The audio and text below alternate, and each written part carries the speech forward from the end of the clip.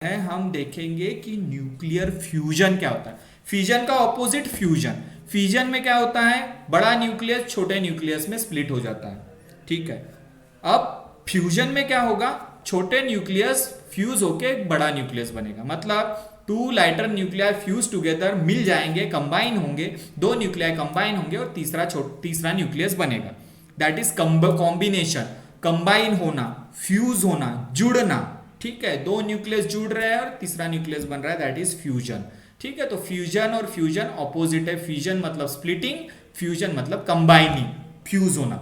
ठीक है, तो न्यूक्लियर फ्यूजन देखेंगे। Nuclear fusion mean the process of formation of heavy nucleus from two lighter nuclear. मतलब दो लाइटर न्यूक्लियर जुड़ रहे हैं और एक हेवी न्यूक्लियस बन रहा है, दैट इज फ्यूजन। और other in second words, in other words we can say that the process in which two lighter nuclear fuse together to form a heavy nucleus. दो न्यूक्लियर फ्यूज किए, एक हेवी nucleus बना, that is nuclear fusion. So nuclear fusion is opposite to the nuclear fission. Nuclear fusion means the process in which two lighter nuclei fuse together to form heavy nucleus. Okay, एक heavy nucleus बन रहा है, दो lighter nuclear को fuse कर रहे हैं, तो दो लाइटर न्यूक्लियर को जो फ्यूज करते हैं और एक हैवी न्यूक्लियस बनता है, that is called, the process is called nuclear fusion. Okay, तो न्यूक्लियर फ्यूजन में भी क्या होता है, जब न्यूक्लियर फ्यूजन रिएक्शन होता है तो भी एक large amount of energy release होती है। फ्यूजन में तो रिलीज होती है, फ्यूजन में भी रिलीज होती है। ठीक है, तो एक बेस्ट एग्जांपल क्या है फ्यूजन का, हमारा sun. Sun is our source of energy. Sun के अंदर कंटिन्यूअसली फ्यूजन होते जाता है। अब तुम बोलोगे सन कितने करोड़ों साल पुराना है, सूरज, सन करोड़ों साल पुराना है, अभी भी उसकी ब्राइटनेस कम नहीं हुई है, अभी भी वो वैसा ही शाइन कर रहा है। ठीक है, तो इतने सालों से क्यों इतना शाइन कर रहा है, ये क्वेश्चन है ना। कोई चीज है वो भाई, उसकी एनर्जी तो खत्म होना चाहिए। ठीक है, अगर तुम एक कोई बल्ब भी, एलईडी बल्ब भी खरीदते हो तो 5-6 साल बाद तो वो उसका पावर चला जाता है, खत्म हो जाता है वो। या फिर कोई चीज अगर मोमबत्ती भी जला रहे हो तो एनर्जी लेके मोमबत्ती भी खत्म हो जाती है। अब सूरज जो है इतने सालों से, ऐसा क्या है उसमें, तो हम कोई पावर नहीं दे रहे ना सन को। ठीक है, सन को तो कोई पावर नहीं दे रहे एक्सटर्नल। अभी इतने करोड़ों सालों से सन का जो लाइट है वैसा का वैसा ही है, सन अभी भी शाइन ही कर रहा है। ऐसा एक्चुअली क्या होता है सन के अंदर कि अभी भी वो शाइन ही कर रहा है, उसकी शाइननेस, उसकी ब्राइटनेस, उसका लाइट कम क्यों नहीं हो रहा है, because of the nuclear fusion.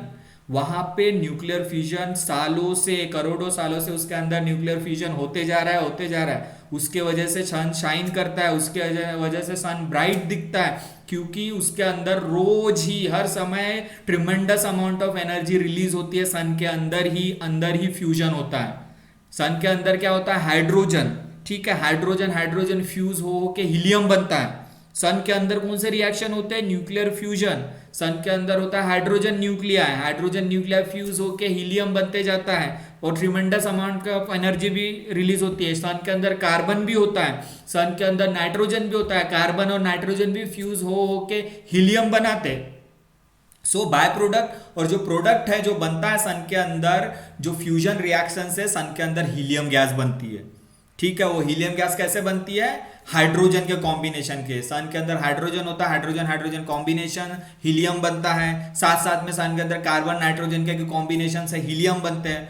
तो सन के अंदर ये साइकिल चलती रहती है, हाइड्रोजन मिलके हीलियम बन के, और ये साइकिल कंटिन्यूअसली चलती रहती है, वो साइकिल कभी खत्म नहीं होती। अगर वो साइकिल खत्म हो गई तो सन शाइन करना बंद कर देगा। ठीक है, तो ये साइकिल और ये न्यूक्लियर फ्यूजन रिएक्शन सन के अंदर चलते जाते हैं और करोड़ों साल से चल रहे हैं, ये खत्म नहीं होते हैं। अगर जिस दिन ये खत्म हो गया तो सन का ब्राइटनेस चली जाएगी। ठीक है, तो the best example is our sun. देखो ये सन का ये पिक्चर दिख रहा है, तो अंदर के पिक्चर में देखो जो भी ये आग का गोला और आग के समान जो भी वो ब्राइटनेस और शाइननेस आ रही है, ये सब फ्यूजन रिएक्शन के वजह से।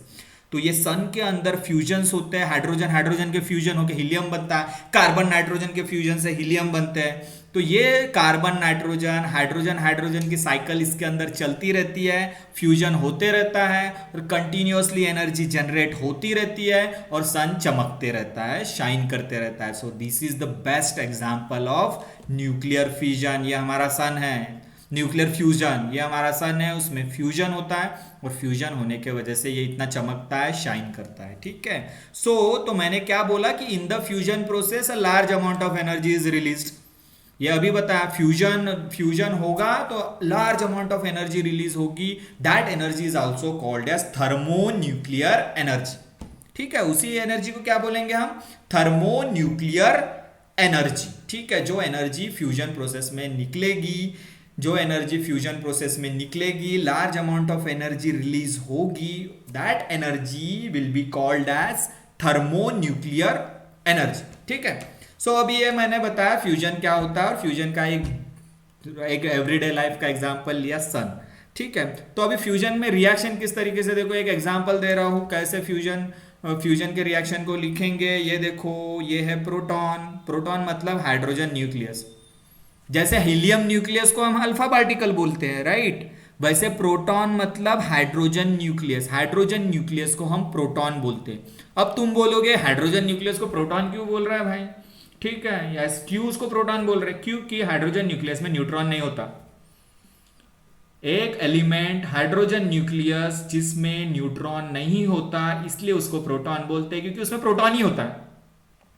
इसलिए देखो H जो लिखा है मैंने, ऊपर 1 लिखा है, नीचे 1 लिखा है। 1 मतलब एटॉमिक नंबर, मतलब नंबर ऑफ प्रोटॉन, 1 प्रोटॉन होता है, और ऊपर 1 मतलब mass number, number of neutron plus number of proton, लेकिन ऊपर भी 1 ही लिखा है, मतलब एक ही प्रोटॉन। सो ये 1 क्या डिनोट करता है? एक ही प्रोटॉन। मतलब हाइड्रोजन न्यूक्लियस में एक ही प्रोटॉन होता है, न्यूट्रॉन होता ही नहीं है, इसलिए हाइड्रोजन न्यूक्लियस को प्रोटॉन बोलते हैं। ठीक है, क्योंकि न्यूट्रॉन ही नहीं है। ऐसा कौन सा न्यूक्लियस है जिसमें न्यूट्रॉन नहीं है? हाइड्रोजन न्यूक्लियस, इसलिए हाइड्रोजन न्यूक्लियस को प्रोटॉन बोलते हैं। तो ये प्रोटॉन, ठीक है, 1H1 मींस प्रोटॉन। सो ये प्रोटॉन को और एक प्रोटॉन के साथ कंबाइन कर दिया मैंने, इसका मतलब फ्यूज कर दिया। इसका मतलब दो प्रोटॉन फ्यूज्ड हो रहे हैं। तो दो प्रोटॉन फ्यूज्ड हो रहे हैं तो क्या बनता है? देखो क्या बनता है इसमें, दो प्रोटॉन फ्यूज होके बनता है ड्यूटेरॉन। ड्यूटेरॉन मतलब ये देखो ऐसे लिखते हैं ड्यूटेरॉन को, D2 1। ठीक है, ये 1 + 1 2 हो गया ऊपर और 1। ठीक है, ड्यूटेरॉन मतलब उसका मास नंबर रहेगा 2 और एटॉमिक नंबर रहेगा 1, उसको बोलते हैं ड्यूटेरॉन। ठीक है, जब दो प्रोटॉन कंबाइन होते हैं तो ड्यूटेरॉन बनता है। ड्यूटेरॉन, इसको ड्यू मतलब दो, ड्यूटेरॉन इसलिए बोलते हैं क्योंकि उसका मास नंबर 2 है। मास नंबर 2 है तो इसको लिखते कैसे? 1D2। इसका मतलब जब दो प्रोटॉन कंबाइन होंगे तो एक ड्यूटेरॉन फॉर्म होगा। ड्यूटेरॉन को लिखते हैं D12, 2 मास नंबर है। साथ साथ में एक पॉजिट्रॉन इमिट होगा, न्यूट्रिनो इमिट होगा और एक एनर्जी रिलीज होगी 0.42 MeV मतलब मेगा इलेक्ट्रॉन वोल्ट। ठीक है, तो ये रिएक्शन किसका है? ये एग्जाम्पल किसका है? फ्यूजन का एग्जाम्पल है। दो प्रोटॉन फ्यूज हो रहे हैं और एक ड्यूटेरॉन बन रहा है, साथ में पॉजिट्रॉन इमिट हो रहा है, एक न्यूट्रिनो इमिट हो रहा है और लार्ज अमाउंट ऑफ एनर्जी जो है 0.42 MeV मेगा इलेक्ट्रॉन वोल्ट की एनर्जी रिलीज हो रही है। ठीक है, तो दो प्रोटॉन कंबाइन किया, ड्यूटेरॉन बनाया। देखो 1 + 1 2 और नीचे 1 ही है, तो एक 1 कहा गया, एक 1 मतलब पॉजिट्रॉन। ठीक है, एक पॉजिटिव चार्ज कहा गया पॉजिटिव, क्योंकि ये देखो यहाँ एक पॉजिटिव चार्ज है, यहाँ एक पॉजिटिव, दो पॉजिटिव चार्ज है, लेकिन इधर तो एक ही है ना प्रोटॉन, इसमें और एक कहा गया पॉजिट्रॉन इमिशन हो गया। साथ में न्यूट्रिनो इमिट हुआ और साथ में 0.42 मेगा इलेक्ट्रॉन वोल्ट की एनर्जी रिलीज हो गई। तो ये है न्यूक्लियर फ्यूजन का एग्जांपल। प्रोटॉन प्रोटॉन कंबाइन होकर ड्यूटेरॉन बन रहा है और एनर्जी रिलीज हो गई। ठीक है, तो ये हो गया न्यूक्लियर फ्यूजन। अभी न्यूक्लियर फ्यूजन के हम एग्जाम्पल पढ़ेंगे, दो एग्जाम्पल है।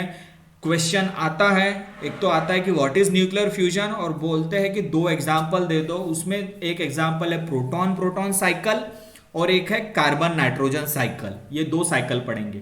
ये प्रोटॉन प्रोटॉन साइकिल और कार्बन नाइट्रोजन साइकिल ये सन के अंदर होता है रिएक्शंस। सन के अंदर वाले रिएक्शंस हम पढ़ेंगे, किसको बोलते हैं प्रोटॉन प्रोटॉन साइकिल और किसको बोलते हैं कार्बन नाइट्रोजन साइकिल। ये किसके एग्जाम्पल है? न्यूक्लियर फ्यूजन के एग्जाम्पल्स है। तो ऐसा क्वेश्चन आता है, write an account on carbon nitrogen cycle and proton proton cycle. ठीक है, these are the examples of nuclear fusion reactions. ठीक है, तो देखेंगे हम प्रोटॉन प्रोटॉन साइकिल क्या होता है। प्रोटॉन मतलब अभी बताया मैंने, हाइड्रोजन न्यूक्लियस मतलब प्रोटॉन। ठीक है, ये देखो, ये प्रोटॉन है, ये प्रोटॉन है। अब प्रोटॉन प्रोटॉन साइकिल मतलब प्रोटॉन से स्टार्ट होती है जैसी साइकिल, प्रोटॉन, ये प्रोटॉन मतलब hydrogen nucleus hydrogen, proton proton combination से क्या बनता है, ड्यूटेरॉन, पॉजिट्रॉन, और यहां से जो रिलीज हुई है न्यूट्रिनो और प्लस एनर्जी, ये अभी मैंने रिएक्शन बताया, प्रोटॉन प्रोटॉन से बनता है ड्यूटेरॉन। ठीक है, अब क्या होता है, फिर ये ड्यूटेरॉन के साथ फिर प्रोटॉन कंबाइन होता है। ठीक है, ये ड्यूटेरॉन के साथ प्रोटॉन कंबाइन हुआ और फिर क्या बना, हीलियम न्यूक्लियस, और ये इसको इस हीलियम न्यूक्लियस को क्या बोलते हैं, He3। ठीक है, He3 बना, 2 और 1 3, 1 और 1 2। ठीक है, ये 1 + 1 2 और 2 और 1 3, और यहाँ हीलियम क्यों आया, क्योंकि 2 एटॉमिक नंबर किसका होता है, हीलियम का, इसलिए यहाँ पे हीलियम आया, तो बना 2He3। साथ साथ में गैमा रेज रिलीज हुए और एनर्जी रिलीज हुई 5.49 MeV। देखो पहले स्टेप में एनर्जी थी 0.42 MeV mega electron volt, second step में एनर्जी कितनी होगी, बढ़ गई 5.49 MeV, 5.49 मेगा इलेक्ट्रॉन वोल्ट। तो प्रोटॉन प्रोटॉन से ड्यूट्रॉन बना, फिर ये ड्यूट्रॉन का फिर से प्रोटॉन के साथ कंबाइन हुआ ये ड्यूट्रॉन, हीलियम न्यूक्लियस बना He3।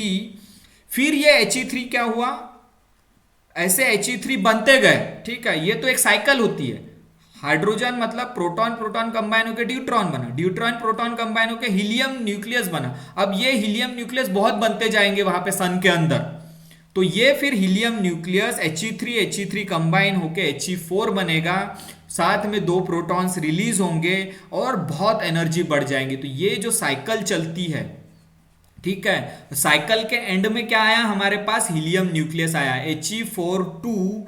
तो ये जो देखो हाइड्रोजन हाइड्रोजन कंबाइन होकर मतलब प्रोटॉन प्रोटॉन कंबाइन होकर ड्यूट्रॉन बना, ड्यूट्रॉन प्रोटॉन कंबाइन होकर He3 बना, और ये ऐसे He3 बनते गए और फिर आखिरी में He3 कंबाइन होकर He4 बना। तो लास्ट में जो प्रोडक्ट मिल रहा है वो मिल रहा है हमको हीलियम न्यूक्लियस। तो मैंने बताया था कि सन के अंदर प्रोटॉन प्रोटॉन कंबाइन होकर हीलियम न्यूक्लियस हीलियम गैस बनती है और इसी से सन शाइन करता है, प्रोटॉन प्रोटॉन साइकिल होती है। और इतनी बड़ी अमाउंट और इतनी बड़ी हीट क्यों मिलती है, हीट भाई सन इतना किलोमीटर दूर है अर्थ से, फिर भी हमें उसकी हीट फील होती है, तो इसका मतलब कितनी एनर्जी होगी उसमें, मेगा इलेक्ट्रॉन वोल्ट एनर्जी। तो जो ये प्रोटॉन प्रोटॉन साइकिल कंबाइन होकर खत्म होती है जो साइकिल, तो इतनी ज्यादा अमाउंट में एनर्जी रिलीज होती है, 12.86 मेगा इलेक्ट्रॉन वोल्ट, मतलब 12.86 इंटू 10⁶ इलेक्ट्रॉन वोल्ट, इतनी एनर्जी रिलीज होती है। और लास्ट स्टेप में हमें क्या मिलता है, हीलियम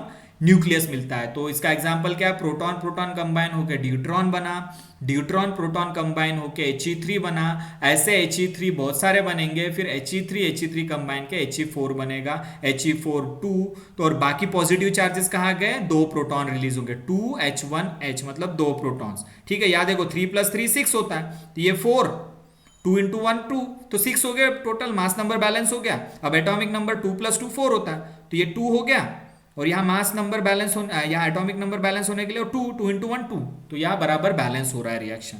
ठीक है, तो रिएक्शन बैलेंस भी होना चाहिए, जितने चार्जेस लेफ्ट में उतने ही चार्जेस राइट में भी आने चाहिए, तभी law of conservation of energy और law of conservation of charge है वो फॉलो होगा। तो ये होती है प्रोटॉन प्रोटॉन साइकिल। इसको प्रोटॉन प्रोटॉन साइकिल इसलिए बोलते हैं क्योंकि प्रोटॉन प्रोटॉन से स्टार्ट होती है और एंड जो होती है वो हीलियम न्यूक्लियस पे आती है, और एंड में भी प्रोटॉन मिलता है। देखो प्रोटॉन प्रोटॉन से स्टार्ट हुई, ये प्रोटॉन मिलकर ड्यूट्रॉन बन रहा है, ड्यूट्रॉन फिर से प्रोटॉन के साथ कंबाइन होकर He3 बन रहा है, ऐसे He3 बहुत सारे बनेंगे, फिर He3 कंबाइन होकर He4 बनेगा, लेकिन रिलीज फिर से क्या हो रहा है, प्रोटॉन 2 1H1, मतलब ये 2 प्रोटॉन रिलीज हो गए। मतलब शुरू कहां से हुई थी, प्रोटॉन से, खत्म कहां हो रही है, फिर से प्रोटॉन पे खत्म हो रही है, इसलिए इसको साइकिल बोलते हैं। साइकिल मतलब जहां से शुरू वहीं पे खत्म, प्रोटॉन प्रोटॉन से शुरू हुई, प्रोटॉन पे ही खत्म हुई, साथ में हीलियम न्यूक्लियस भी जनरेट हो रहा है, हीलियम गैस भी जनरेट हो रही है। तो इस साइकिल को क्या बोलेंगे, proton proton cycle. This is the example of nuclear fusion. Second cycle कौन सी है, सेकेंड साइकिल हम देखेंगे कार्बन नाइट्रोजन साइकिल, मतलब कार्बन से शुरू होती है। ठीक है, कार्बन से शुरू होने वाली साइकिल। ठीक है, तो ये देखो ये प्रोटॉन है, ये कार्बन न्यूक्लियस है, ये प्रोटॉन मतलब हाइड्रोजन न्यूक्लियस, ये हाइड्रोजन न्यूक्लियस कार्बन न्यूक्लियस के साथ कंबाइन हो रहा है, C12 6H1H। तो ये किस में बन रहा है, नाइट्रोजन में बन रहा है, 12 + 1 13 और 6 + 1 7। तो ये जो नाइट्रोजन न्यूक्लियस है इसको नाइट्रोजन आइसोटोप भी बोलते हैं। तो ये जो है अनस्टेबल होता है, ठीक है, N13 अनस्टेबल होता है, तो इसमें से एक पॉजिट्रॉन बाहर निकल गया। पॉजिट्रॉन बाहर निकला मतलब एक एटॉमिक नंबर कम हो गया, या 7 था तो अभी 6 हो गया। तो जैसे ही एटॉमिक नंबर 6 हो गया मतलब कार्बन, नाइट्रोजन कार्बन में कन्वर्ट हो गया। 13 ही है, एक एटॉमिक नंबर कम हो गया मतलब पॉजिट्रॉन बाहर निकला। तो जैसे एक एटॉमिक नंबर कम होगा या 6 आएगा, और 6 एटॉमिक नंबर मतलब कार्बन का है, तो नाइट्रोजन कार्बन में कन्वर्ट होगा, एक पॉजिट्रॉन रिलीज होगा, साथ साथ में एक न्यूट्रिनो रिलीज होगा। तो प्रोटॉन कार्बन के साथ कंबाइन होके फिर नाइट्रोजन बन रहा है, फिर नाइट्रोजन क्या बनना है, कार्बन में आ रहा है। तो ये, लेकिन ये कार्बन और इस कार्बन में क्या फर्क है, ये कार्बन 12 है, ये कार्बन 13 है। It is the another isotope of the carbon. फिर क्या हो रहा है, ये जो कार्बन बन रहा है यहाँ पे C13, फिर से प्रोटॉन उसमें कंबाइन हो रहा है, फिर क्या बन रहा है, फिर से नाइट्रोजन बन रहा है। तो देखो कार्बन 13 प्लस 1 14 और 6 प्लस 1 7, फिर नाइट्रोजन बन रहा है। ठीक है, एन मतलब 7 किसका एटॉमिक नंबर है, नाइट्रोजन का।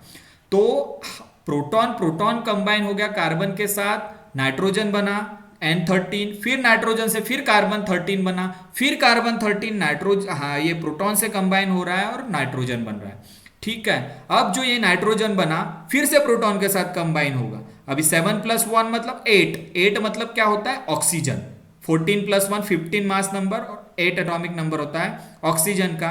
फिर ये ऑक्सीजन क्या होता है, फिर इसमें से एक प्रोटॉन ये पॉजिट्रॉन बाहर निकलता है। तो पॉजिट्रॉन बाहर निकला मतलब इसका एटॉमिक नंबर 1 से कम हो गया, 7 हो गया। 7 हुआ मतलब फिर से नाइट्रोजन में बन गया। सो ये nitrogen 15 N7 plus positron plus neutrino. ठीक है, अब क्या होता है लास्ट में, जो ये नाइट्रोजन बन रहा है, नाइट्रोजन 15 फिर प्रोटॉन के साथ कंबाइन हो रहा है, फिर कार्बन बन रहा है, और कार्बन बनने के बाद एक चीज बन रही है। ये रिएक्शन कहां पे रुक रहा है, हीलियम बनने के बाद। जैसे हमने प्रोटॉन साइकिल में भी पढ़ा था कि प्रोटॉन साइकिल एंड कहां होती है, हीलियम बनने के बाद। मतलब सन में हीलियम बनने के बाद वो न्यूक्लियर फ्यूजन की रिएक्शन एंड होती है। उसी तरीके से यहाँ पे भी हीलियम बनने के बाद रिएक्शन एंड हो रही है। तो रिएक्शन स्टार्ट हो रही थी कार्बन से, एंड भी हो रही है कार्बन पे। ठीक है, लेकिन बीच में नाइट्रोजन्स बन रहे, इंटरमीडिएट नाइट्रोजन्स बन रहे, इसलिए इसको क्या बोलते हैं, कार्बन नाइट्रोजन साइकिल। कार्बन से शुरू हो रही है, कार्बन पे खत्म हो रही है, लेकिन इंटरमीडिएट नाइट्रोजन्स फॉर्म हो रहे हैं, इसलिए इसको क्या बोलते हैं, कार्बन नाइट्रोजन साइकिल। और कार्बन नाइट्रोजन साइकिल में भी लास्ट में हीलियम न्यूक्लियस बनता है, और हीलियम न्यूक्लियस बनने के बाद, कार्बन बनने के बाद ये साइकिल स्टॉप हो जाती है। तो ये भी रिएक्शन सन के अंदर चलते हैं। तो सन के अंदर कार्बन और नाइट्रोजन भी प्रोड्यूस होता है। तो ये देखो, मैं फिर से इसको रिकॉल कर रहा हूँ, ये थोड़ा सा मतलब ट्रिकी है, इसको समझने की थोड़ी ज़रूरत है। तो देखो फिर से मैं एक बार रिपीट कर रहा हूँ, H1H मतलब प्रोटॉन प्लस कार्बन 12 6, ठीक है, 12 प्लस 1 हो गया 13, 6 प्लस 1 हो गया 7। तो 7 एटॉमिक नंबर मतलब नाइट्रोजन। तो प्रोटॉन और कार्बन कंबाइन होके बन रहा है नाइट्रोजन 13 7। लेकिन ये 13 7 वाला जो नाइट्रोजन कॉम्बिनेशन है ये काफी अनस्टेबल होता है, अनस्टेबल आइसोटॉप होता है, इसलिए इसमें से पॉजिट्रॉन बाहर निकलता है। तो जैसे ही पॉजिट्रॉन बाहर निकला, एक एटॉमिक नंबर कम हो गया, 7 से 6 हो गया, तो फिर से कार्बन बन गया। लेकिन ये कार्बन का आइसोटोप अलग है, 13 वाला कार्बन बन गया, C13 6। अब ये क्या हो रहा है, ये हो गया फर्स्ट स्टेप। फर्स्ट स्टेप में प्रोटॉन कंबाइन होकर कार्बन के साथ C13 बन रहा है। अब ये C13 में फिर से प्रोटॉन कंबाइन होगा, तो C13 में फिर प्रोटॉन कंबाइन हुआ, 13 प्लस 1 14 हो गया, 6 प्लस 1 7 हो गया। तो 7 एटॉमिक नंबर किसका है, नाइट्रोजन का, इसलिए मैं क्या लिख रहा हूं N17 14। तो ये जो नाइट्रोजन का आइसोटोप बना, नाइट्रोजन का न्यूक्लियस बना N14 7, ये फिर से प्रोटॉन के साथ कंबाइन होगा। तो N14 7 फिर से प्रोटॉन के साथ कंबाइन हो गया, तो 14 प्लस 1 15 हो गया, 7 प्लस 1 8 हो गया। 8 एटॉमिक नंबर किसका होता है, ऑक्सीजन का होता है। लेकिन ये ऑक्सीजन 15 वाला है, ऑक्सीजन 16 वाला नहीं है। ऑक्सीजन 16 वाला स्टेबल होता है, तो ऑक्सीजन 15 8 जो ऑक्सीजन का आइसोटोप है ये अनस्टेबल होता है, इसलिए इसमें से पॉजिट्रॉन बाहर निकलता है। और जैसे पॉजिट्रॉन बाहर निकला, एक एटॉमिक नंबर कम हो जाएगा, 7 हो जाएगा। तो 7 एटॉमिक नंबर फिर से किसका है, नाइट्रोजन का। तो 7 N15, तो N15 वाला नाइट्रोजन बनेगा, ये स्टेबल नाइट्रोजन है। फिर से ये नाइट्रोजन प्रोटॉन के साथ कंबाइन होगा, तो ये कंबाइन होने के बाद 2 हीलियम बाहर, एक हीलियम न्यूक्लिया बाहर निकलेगा। देखो 15 प्लस 1 16, तो 12 प्लस 4 कितना हो गया, 16, बैलेंस हो गया। 7 प्लस 1 8, तो 6 प्लस 2 कितना होगा, 8। तो फिर से ये नाइट्रोजन और प्रोटॉन कंबाइन होके कार्बन न्यूक्लियस बनेगा और साथ में एक हीलियम न्यूक्लिया बाहर निकलेगा। तो हीलियम न्यूक्लिया बाहर निकला मतलब ये साइकिल एंड हो गई। साइकिल शुरू हुई थी कार्बन से, खत्म हो रही है कार्बन पे, लेकिन बीच में नाइट्रोजन फॉर्म हो रहे हैं, इसलिए इस साइकिल को बोलेंगे कार्बन नाइट्रोजन साइकिल। और ये कार्बन नाइट्रोजन साइकिल कहाँ होती है? सन के अंदर। वैसे ही प्रोटॉन प्रोटॉन साइकिल भी सन के अंदर। प्रोटॉन प्रोटॉन साइकिल प्रोटॉन से शुरू हुई थी, प्रोटॉन पे खत्म हुई थी। कार्बन नाइट्रोजन कार्बन से शुरू हुई, कार्बन पे खत्म हुई, बीच में नाइट्रोजन बने हैं, ठीक है। लेकिन लास्ट में प्रोडक्ट कौन सा है? हीलियम न्यूक्लिया। उसमें भी हीलियम न्यूक्लिया बनता था, इसमें भी हीलियम न्यूक्लिया बनता है और tremendous amount of energy release होती है। इसलिए सन शाइन करता है, सन ब्राइट दिखता है, ठीक है। और सन की जो हीट एनर्जी यहाँ तक आती है क्योंकि बहुत ट्रिमेंडस अमाउंट ऑफ एनर्जी होती है। तो these are the example of nuclear fusion, proton proton cycle और कार्बन नाइट्रोजन साइकिल, ठीक है। तो अभी एक मेन डिफरेंस है, ये डिफरेंस 2 मार्क्स के लिए आता है। न्यूक्लियर फ्यूजन और फ्यूजन का क्या डिफरेंस है? हमने लास्ट लेक्चर में फ्यूजन के बारे में पढ़ा, आज हम फ्यूजन के बारे में पढ़ रहे हैं। फ्यूजन और फ्यूजन में क्या डिफरेंस है? पहला मेन डिफरेंस है कि फ्यूजन में एक न्यूक्लियस स्प्लिट होकर लाइटर न्यूक्लियर में बनता है, या 2 न्यूक्लियस कंबाइन होकर एक heavy nuclear. So heavy nucleus splits into 2 और मोर लाइटर न्यूक्लियर। यहाँ पे न्यूक्लियस स्प्लिट होता है, न्यूक्लियस ब्रेक होता है 2 न्यूक्लियाई में। यहाँ 2 न्यूक्लियर फ्यूज होते हैं, कंबाइन होके एक बड़ा न्यूक्लियस बनता है। सो 2 लाइटर न्यूक्लियर फ्यूज्ड, यहाँ फ्यूज्ड होते हैं या स्प्लिट्स होते हैं। तो डिफरेंस क्या है? यहाँ स्प्लिट्स होता है या फ्यूज होते हैं। सो ये न्यूक्लियर फ्यूजन तुम रूम टेम्परेचर पे भी कर सकते हो, ठीक है। लेकिन न्यूक्लियर फ्यूजन होने के लिए बहुत ज़्यादा टेम्परेचर चाहिए। तो सन के अंदर का टेम्परेचर जो होता है उसका मिलियन केल्विन टेम्परेचर होता है, मिलियन मतलब 10⁻⁶ में। सो न्यूक्लियर फ्यूजन होने के लिए बहुत ज़्यादा टेम्परेचर की रिक्वायरमेंट होती है, लेकिन न्यूक्लियर फ्यूजन रूम टेम्परेचर पे भी हो सकता है। न्यूक्लियर फ्यूजन बहुत ज़्यादा टेम्परेचर रिक्वायर्ड होता है न्यूक्लियर फ्यूजन के लिए। और न्यूक्लियर फ्यूजन में न्यूट्रॉन बहुत इंपॉर्टेंट रोल प्ले करता है। तो मैंने बताया था ना, जब न्यूट्रॉन बॉम्बार्ड करोगे तब फ्यूजन होगा, ठीक है। तो न्यूट्रॉन बहुत इंपॉर्टेंट रोल प्ले करता है फ्यूजन में, लेकिन फ्यूजन में प्रोटॉन रोल प्ले करता है। प्रोटॉन मतलब हाइड्रोजन का न्यूक्लियस H1H। अभी मैंने जितने भी एग्जांपल दिया था न्यूक्लियर फ्यूजन के, साइकिल जो हमने पढ़ी थी प्रोटॉन प्रोटॉन साइकिल, उसमें प्रोटॉन इंपॉर्टेंट था। नाइट्रोजन कार्बन साइकिल, उसमें भी प्रोटॉन। जब तक प्रोटॉन कंबाइन नहीं करोगे न्यूक्लियर फ्यूजन रिएक्शन नहीं होगा। तो role of proton is very important in nuclear fusion but the role of neutron is very important in nuclear fusion. तो एग्जाम्पल क्या है? यूरेनियम न्यूक्लियस को न्यूट्रॉन से बॉम्बार्ड किया तो बेरिलियम, बैरियम और क्रिप्टॉन और 3 neutron release. This is the example of nuclear fusion. वो मैंने बताया था जब मैं न्यूक्लियर फ्यूजन की डेफिनेशन बता रहा था। और this is the example of nuclear fusion. Proton proton combine होकर ड्यूटेरॉन बनता है, पॉजिट्रॉन रिलीज होकर न्यूट्रिनो और tremendous amount of energy release होती है। So these are the basic difference between nuclear fusion and nuclear fusion. 4 points याद रखो, या स्प्लिटिंग होती है, या फ्यूज होता है, या स्प्लिट होता है न्यूक्लियस, या कंबाइन होता है। ये रूम टेम्परेचर पे होता है, इसको हाई टेम्परेचर की जरूरत होती है। इसमें न्यूट्रॉन का रोल इंपॉर्टेंट है, इसमें प्रोटॉन का रोल इंपॉर्टेंट है, और दोनों के examples. So today that's it about the today's lecture. We have studied nuclear fusion and nuclear fusion, difference between nuclear fusion.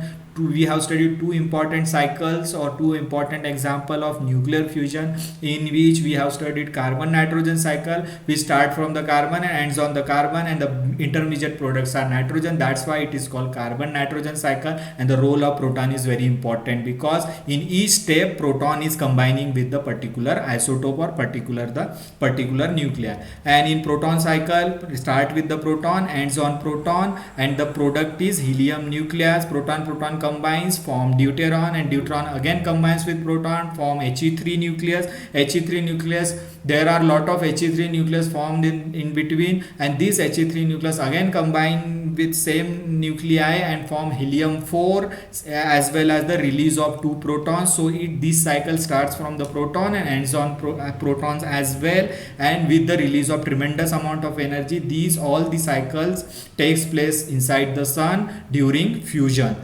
Okay, so what is fusion? We have studied it is the formation of heavy nucleus, or when 2 lighter nuclei combine together to form heavy nucleus. And in fusion, large amount of energy is released. And we have studied the popular example, 2 proton combine and 1 deuteron is form. Okay, this is nuclear fission. And earlier we have studied two chain reaction, controlled and uncontrolled. The reaction in which the neutrons multiply tremendously. We can't control the number of neutrons, so that is called uncontrolled reaction, and that takes place in atom bomb. And in controlled reaction we can control the quantity of neutron, or we can absorb the neutrons, and only we can allow the small number of neutrons to go ahead. In that type of chain reaction is called control chain reaction, and that happens in the nuclear reactors while producing the electrical energy from nuclear reactions. Okay, and what is chain reaction, that we have studied earlier in this lecture. The chain reaction means neutron bombarded, again neutrons form, again then they bombarded to the uranium nucleus and multiply the quantity of neutrons, and this multiplication of neutrons we cannot control, so that will be uncontrolled. If we can control, then that will be controlled chain reaction. So today it is sufficient that, so the portion of fusion and fission is completed, and in next lecture we'll see about the nuclear reactors. So what are the nuclear reactors and how they function, okay, how they work, we'll study in last lecture. So if you have any doubt or query, you can ask in chat box, as well as you can unmute yourself and can ask the question. Okay.